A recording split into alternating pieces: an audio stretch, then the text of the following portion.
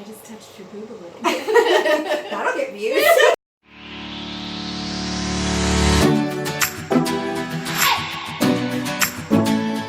Hey guys, welcome back to my channel. My name is Holly, this is She Reads, and I am with my friend Georgia today. Hey friends. We are going to be doing a book review on The Hazelwood by Melissa Albert. When I first started my channel, Georgia was one of the very first people that I let know about it. And she offered to read some of the same books as me, and so that we could talk about it on here for you guys. And I'm really excited because I've never really done that before. Like, nobody I know really reads. I totally read the book. She says she did. I did. It took a little while because I'm lazy, but I did it. I did it. And then what had happened was, because she doesn't read as much as I do, so I told her to start it first, and then when she was done it, then I would read it because it wouldn't take me as long to read it, because I just read more. And so she finished it like a couple of weeks ago, or a week ago. A couple weeks. Yeah, so, and I was like, okay, no problem, like, I'll start it right away, and then I didn't. So then I kind of put myself into a spot where I was coming here, like, in like 2 days, and I hadn't started reading it yet, and then I was like, crap, if I don't finish this, and then she finished it, and then we're not going to be able to do this video, I'm going to feel like a jerk. So I basically like stayed up all night reading it, and it was interesting. Well, I was going to say, if you hadn't read the book, I would make up my own plot line and see if you noticed that I lied, if you actually read it or not. That's what I should be doing too. Yeah, exactly. Test me if I'm reading it or not, and I'd be like, yeah, that totally happened. Not a clue. But I did read it. Spoiler alert. This is definitely not going to be a spoiler-free review. Spoiler alert. Yeah, like we're just going to be going in depth into this. So if you have not read the book, definitely click out and come back and watch it after you have read it, because we will not be doing any spoiler-free versions at all. Typically in my reviews, I try to do like the first half being like non-spoilery, and then the second half spoilery, but we're just going to discuss it all. We're just going to lay it. We're going to chuck it out there. So, what would you rate the book? Like, out of 5, what would you say? 4? It was solid 4. Yeah. Because, yeah, it was, well, as a young adult book, I was shocked. I think the first, spoiler alert, first 12 pages, there's a swear word, a full-on F-bomb. Yeah. And I kept, like, because I borrowed the book from my local library because it's for free. Yeah, we like free. Free is my favorite. So, I mean, give us stuff. That's cool. But, so I turned, when I read that, I turned the book over because the sticker on the spine at the library says young adult. Right. Based on the synopsis I read, I thought I could give this to my kids. Yeah. A little further in, I was like, nope. Right. No deal. Well, and like there was just like a couple of swear words throughout it. I didn't really notice a whole lot. No. But yeah, enough that it was that you wouldn't want to give it to your kids. For sure. I gave it about, when I first finished it, I thought it was going to be about a 4, but then once I sat down and actually thought about it, I lowered my rating to about a 3, maybe a 3.5. And I think the thing was, like, I really liked the storyline and I liked the idea of the book, but I think maybe it wasn't executed as well as it could have been. I had some issues with it. I also had some, not necessarily plot line issues, but character building issues. Like we spend the first 150 odd pages building this backstory, and it's so thick. And then after that, you keep getting introduced to these little sub characters that you're like, ooh, cool, I want to hear about this guy. And then nothing, and then he goes away. Like, I read my book before I go to bed, so sometimes I have to reread the last 2 pages from the last time I read it, because I'm like, did I dream that? Did I fall that asleep? real? Yeah. So I go back and go, wait, what happened? That doesn't make sense. And who is this again? So I'd have to go back and go, oh, well, this character was here for 2 pages, and now he's gone. Mm-hmm. I wanted to learn more about it, and that was the last 150 pages where you're like, oh, what's this? Oh, how's this going to work? And then they're gone, and they kind of didn't tie together. I mean, I still liked the way it was built, but I wish I had, like, there's room for more information. Yeah, absolutely. I think if she would have taken a little bit more time writing it, I don't know if it's that she rushed through it, but yeah, I agree with you completely. Well, in the very beginning, before she found out that her mom had gone missing, she notices that she's being followed by this car, and it's like, and then she notices it later when her and Finch are in the diner, and she sees that guy sitting in there. Recognizes that kid or whatever. Like, nothing ever came of him. Like, what, like, I mean, he shows up again. He was trying to kidnap her or whatever, but I don't know. I guess I just thought that maybe there would be more to do with him. Like, after him and that Catherine character left, we never heard from them. No. Yeah, and that's, yeah. So that, yeah. You get this huge buildup of this character, even though you don't really know enough about them, and then they're gone. They're not part of the story until the end. And then it's not really the end for that character. Right. And then another issue that I had too was, if you're trying to write a believable story, like, I understand that this is like a fairy tale book, so it's not really going to be believable. Can't be. But like, the build up to it probably should have been like, if I come home and my mom's missing, I'm probably going to call the cops. I'm not just going to like go to my friend's house and then probably. Yeah. I wouldn't even think about it. Right. I'm just 911. What the fuck? My mom's gone. She didn't leave a note or dinner? This is horseshit. And it's like her stepdad like holds her at gunpoint, like, oh, okay, I'm just gonna leave and not call the cops. And like, I'd be thinking that my stepdad killed my mom. Like, I wouldn't. Yep. Or the psycho stepsister, because she was crazy too. Right. Yeah. Well, self-absorbed, but whatever. Yeah. So that made no sense to me. Like, she just goes over to Finch's house and she doesn't even tell him right away. Like, even if I decided not to call the cops and I just immediately went to my friend's house, that'd be the first thing I say. I'd be like, oh my god, my mom's got my, like. I would say, have you called the cops yet? Yeah. No. Oh. Yeah, she just kind of like hangs out with him for a while and then like casually is like, my mom's missing. Like, okay. Like, that just didn't seem believable. She was still on the fence about believing him as truly genuine in not being a psycho as the bad vibes, or what did they call it? Yeah. The bad luck that followed him. So she was still building her trust to him and didn't want to tell him this because she thought he was the bad luck, which he wasn't. Discover later on in the story that that's not how the bad luck works. It's people from the fairyland that have fallen through the vein of, or the curtain between worlds. And like, to go straight into, it was like all of a sudden they figured out that it was something to do with these fairy tales, and they figured out that, these worlds are colliding. And I felt like there was no, like a normal person, if that was kind of happening to you in real life, you would definitely not believe it at first. And I feel like she just took that for what it was right away. They both just were like, oh, this is what's happening. And they never questioned it at all. Like, they just kind of just figured out, okay, like, these fairy tales are coming to life and whatever. But that's not a normal thing that would happen in real life. So if that actually started happening, I think it would take a little bit to convince you that that's really what was happening. Like, she just kind of was like, okay. I think the reason why they both, Finch and Alice. Thank you. I knew her name. I think the reason why they accepted it so readily is because, well, one, Alice has lived her life with the bad luck, so shit happens, like, weird stuff had happened to her throughout her whole life, and it seemed okay. Yeah. She was normal with that, like the weird, bizarre stuff, probably why she didn't call the cops. I mean, I would have. Mm-hmm. And then with Finch, he was so obsessed with the stories. He'd read the book and had followed like all the chat groups and all these things that he... It's like a super fan. Yeah, well, he wanted it to happen. Yeah. So that's why I think he was so accepting, because he was excited. Yeah. He was pumped to find all this bad shit, crazy stuff happening. And he's like, yeah! What is it? Catherine... Catherine, I can't remember what her name is. Catherine the... I don't know. Let's look. The crazy lady. Like, when they ran into them, and then we find out afterwards that he had a chat with them when Alice passed out. He was so accepting. He was like, hey, friends, ooh, you want to kill me later? Yeah, let's hang out. Right? Like, yeah. He was so accepting. And well, that's what I didn't get either, is like because he really liked Alice. I mean, it kind of made it seem in the book as though he had a crush on her before all this stuff happened. Yeah.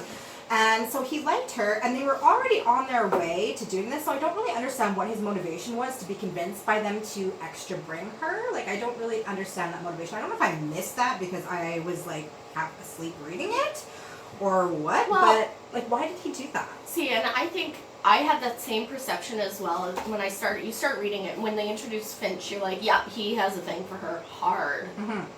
But then the more you kind of follow it, the more she's the one that develops feelings for him. Right. And he kind of is more interested in how interesting she's going to be.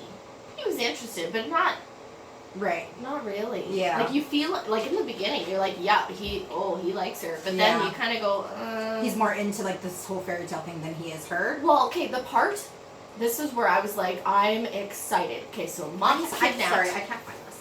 So we're just going to call her Catherine. She's, like, crazy, that crazy killer lady. I can't remember. From the story. Yeah. Catherine. The cycle. Yeah. But, so, the part that, okay, I mean, I was excited. Okay, Mom's kidnapped. Stepdad threatens her with a gun. She takes off. And then they're trying to find the book because they want to see if there's any clues, right? Mm-hmm. When they go to that antique shop and they open the book, the first thing I thought of was it's a picture of her mom, right? Ransom. Yeah, that's the first thing I thought of. No, when it was a picture of the two of them sleeping the night before, it blew my fucking mind. And they never came back to that. Like, you never figured out who did that or how that happened. Like, there's a bunch of little subplots that never were...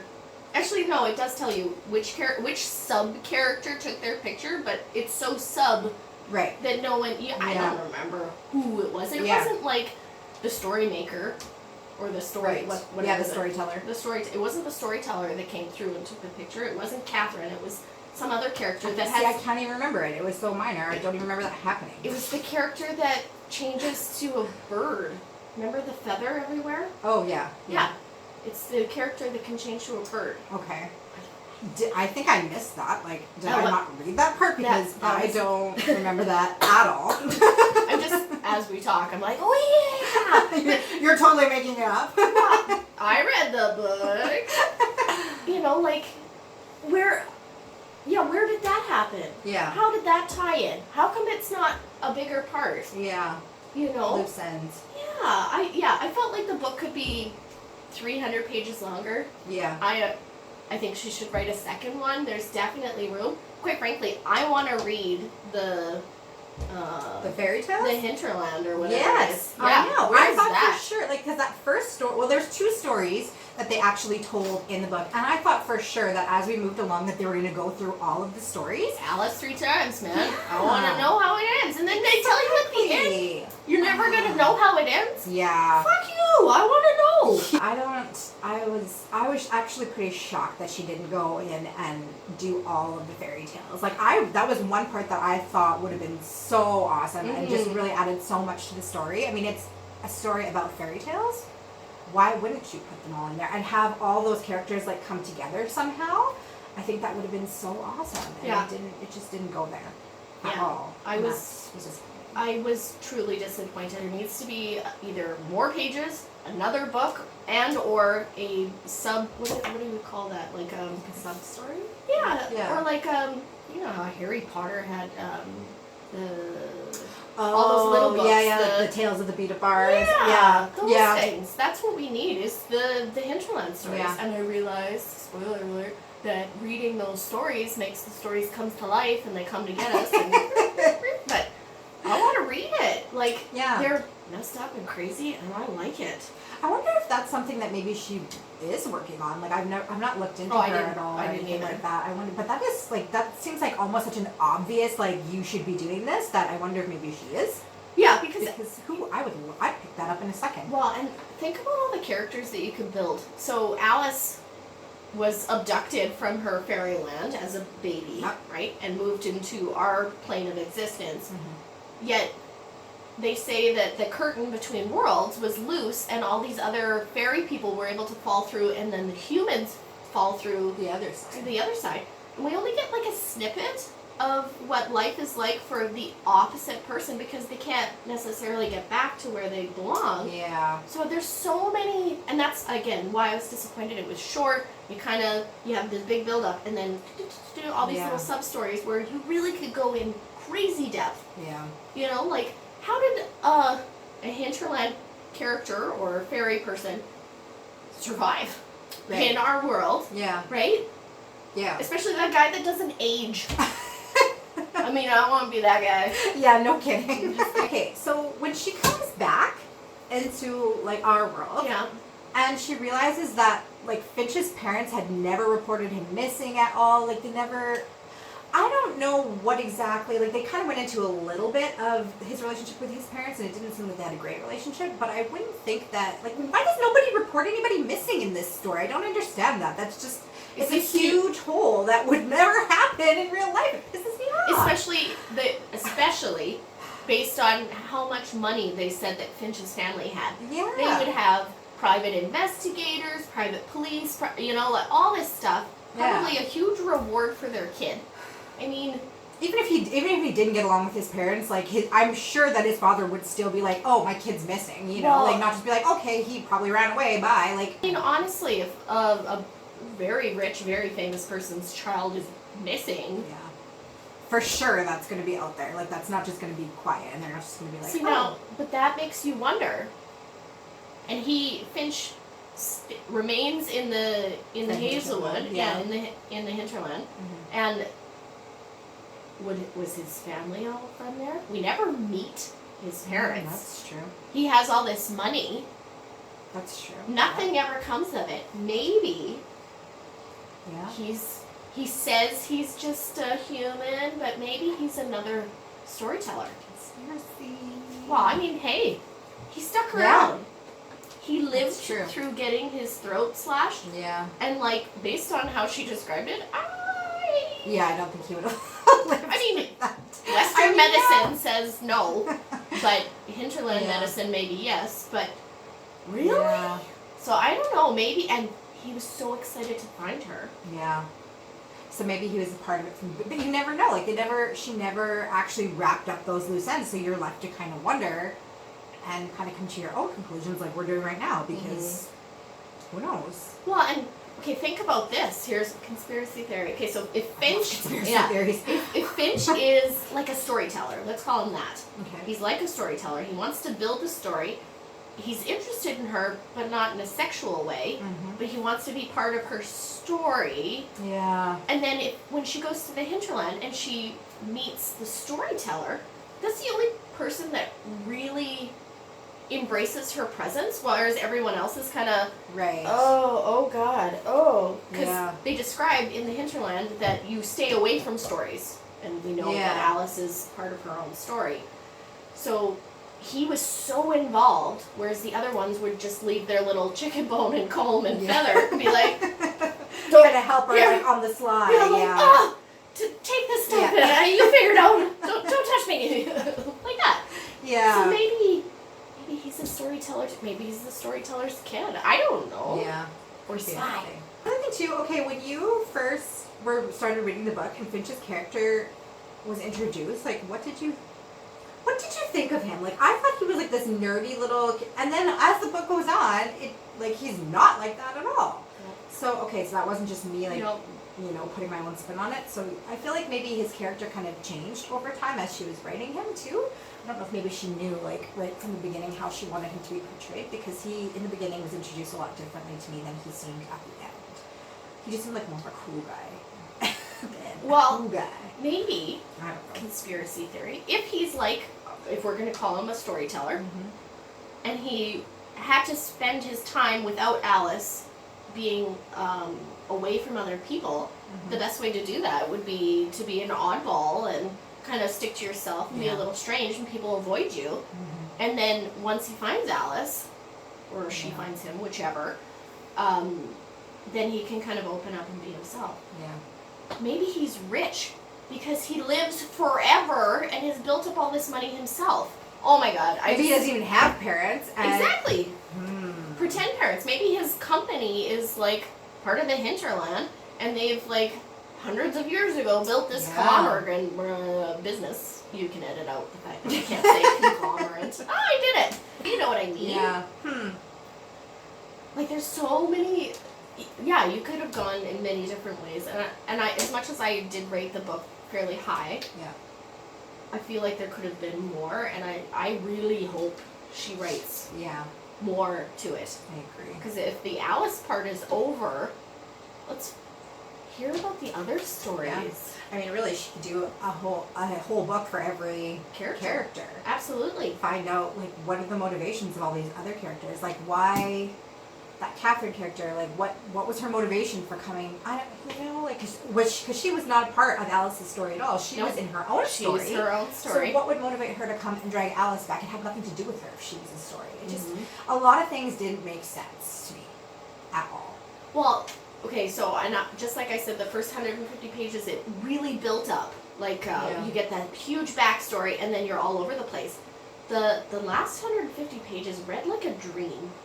Yeah. You know, like, I read when I sleep, so I had to keep going back, going, did I dream that? Was it real? It's almost like in a dream.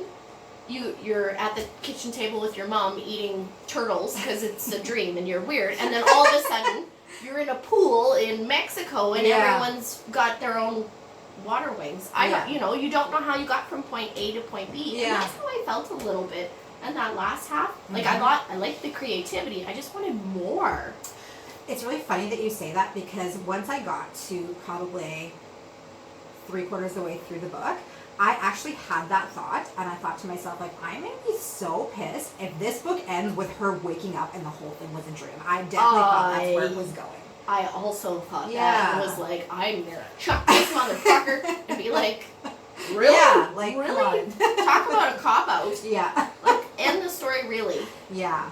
So I'm glad that she didn't do that. That definitely gave us points in her favor for sure, because I for sure thought that's where it was going. I mean, that's the best way to end a shitty book. Right. When the author just can't think of anything else to say, like, you know, she can't, like, think of... It's all a dream. Yeah.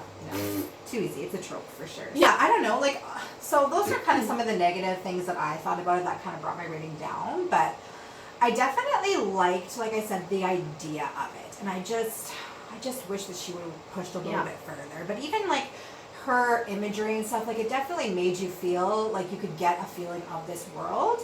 I'm the type of person that I don't really care to read too much description, and at times I thought there was a little bit too much. Like, I just kind of find myself, like, kind of drifting off when I'm reading too much world building, but that's just me as a person. Like, lots of people like that. That just depends on the type of reader that you are. But I found myself just kind of, like, drifting in and out of that. But she did at the same time, like, I did get enough of it to really get a good grasp of the world she was trying to create. So that was definitely a good side of it. But yeah, I don't know, she just... See, and I felt the opposite. I really liked the world building, because as soon as you start reading the book, you already have an image in your head of what you think it's going to be like, and then the more you read it, you're like, oh, I thought it would be like this. Yeah. Right? And then it changes a bit. But, and then those little aspects, like when they're in the hinterland, the storyteller tells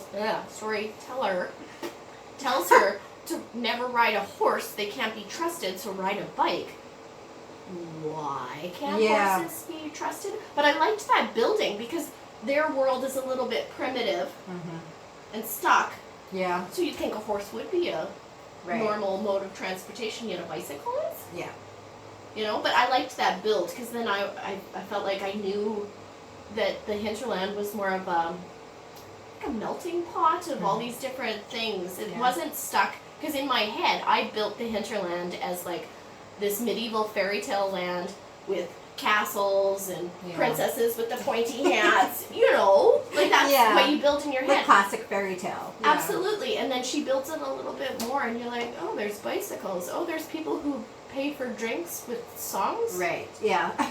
Glad I don't live there. I can't sing, and I like to drink. So I certainly hope that she writes another book. Yeah, that would be our recommendations, our professional recommendations. Professional, yes.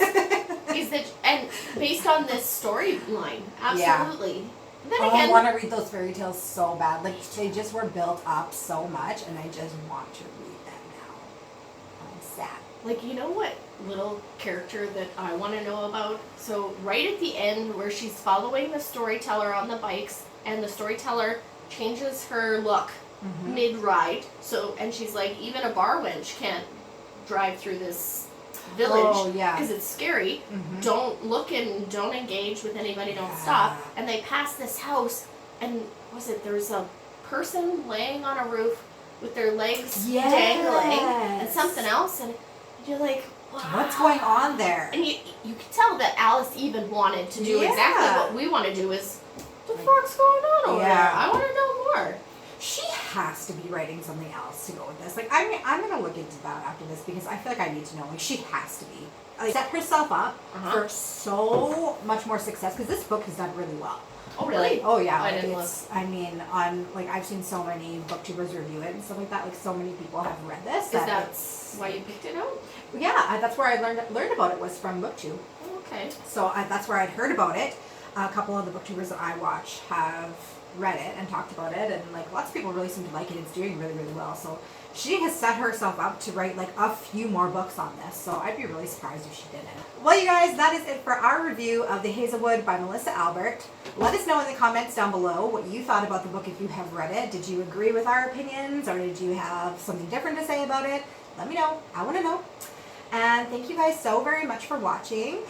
My friend Georgia is going to be a guest on many future shows, so hopefully you like her shows. Like I'm freaking like I'm a production. Like she's going to be on my show. No big deal. So we have decided to pick up another book and do this again. We are going to read. We wrote it down. Because I can't remember. I don't remember it either. We are going to be reading The Lighthouse at the End of the World by Stephen Marlowe. That was on my May TBR list, and it is basically about Edgar Allan Poe and the week that he goes missing. And a bunch of creepy, weird stuff happens, I assume, in that book. I think in coordination with that, we'll do a little history to see if that is actual fact. I wouldn't mind knowing that, because that'd be neat to help with the story, but it sounds really cool. Yeah, I'm excited about it. So we're going to read that one, and if you guys want to join with us and read that as well, that would be really, really fun, I think. And then, we can just kind of like all correspond in the comments and talk about the book. So thank you guys so very much for watching us today. Really appreciate it. Hope you're having an awesome day, and we'll see you in the next video. Bye! Bye.